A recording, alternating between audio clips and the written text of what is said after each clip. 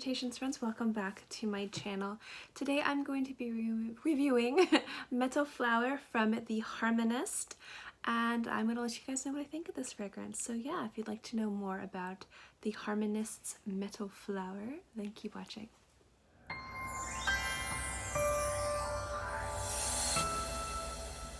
About the Harmonist, and I went into the boutique, the inspiration of this line in the first fragrance I reviewed from them, which was Sacred Water. I'll list that below. I don't want this video to be too long, so I'm not going to get into that. So if you want to know a little bit more history behind this unique line, then definitely check out that video. I'll link it below.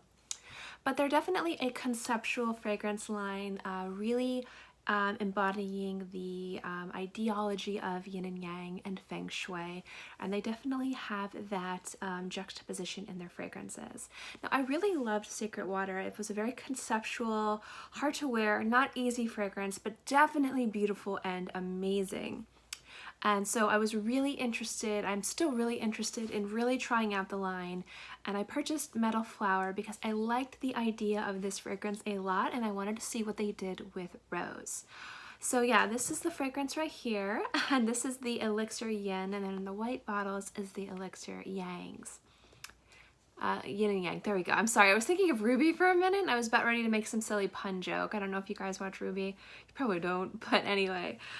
So Metal Flower is a rose fragrance, and it has aldehydes, it has green notes, it has musk, ylang, it has rose, but it also specifically has rose de mai and Bulgarian rose. And I'm wearing it right now. I've had it on my skin for about, I'd say probably about like 2 to 3 hours right now. And I've worn this a bunch, and I wanted to talk about first, is this one as hard to understand and hard to wear as Sacred Water? And the reason why Sacred Water to me is so hard to wear, although I absolutely love it, is it smells like a damp cave. It's mildewy, it's damp, it's moist, it's vegetal, but there's also something about it that's a little bit metallic and cold. And the fact is like, and I described it in my video, is if you think of what mineral water would smell like, that's the smell I would put to it. And I absolutely love that scent. And my mom loves that scent. She demanded a very large decant of it. So it is a beautiful scent, do not get me wrong. And if you like those damp, moist, vegetal types of fragrances, it is definitely one worth checking out.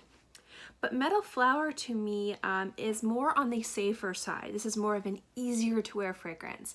Now the aldehydes and the ylang and the musk definitely give it that kind of cool metallic feeling that you think might be a smell.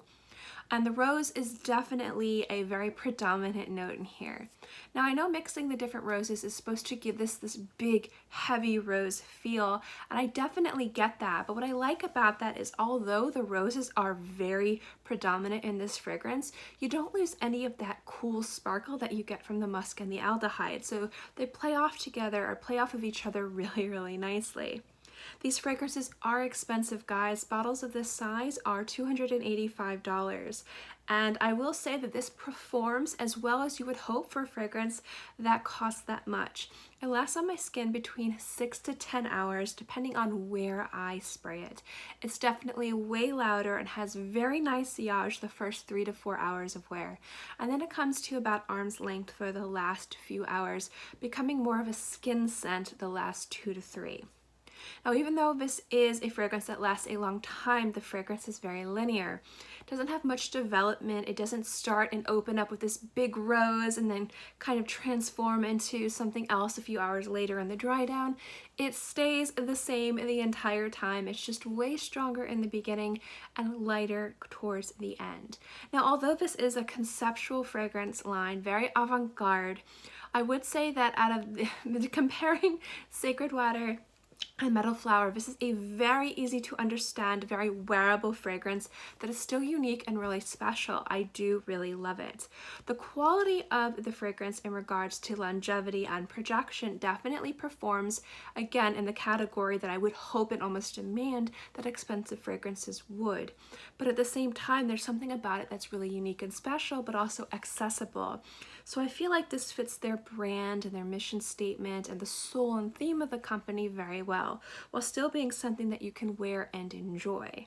So I definitely think this is a fragrance if you really like rose fragrances, if you've been interested in trying out the Harmonist and you're unsure of where to start, this is definitely an easy one to understand but still smells unique and special again because it kind of has that metallic coolness, which I think works really well with the rose, like really beautifully. It kind of cuts through the fruity sweetness and definitely kind of adds an element of something that you would wear in the evening or on cooler days. This is considered a Chypre fragrance. If I mispronounce that, I'm sorry, and this definitely falls underneath that category.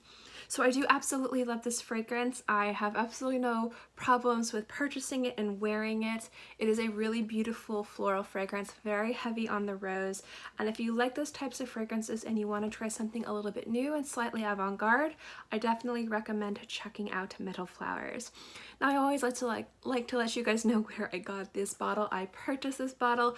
I have never been contacted by the Harmonist to do any reviews. It's just a line I've kind of had my eye on when I read in a variety of different magazines and things like that, and I was really excited to have the opportunity to purchase this bottle and also Sacred Water.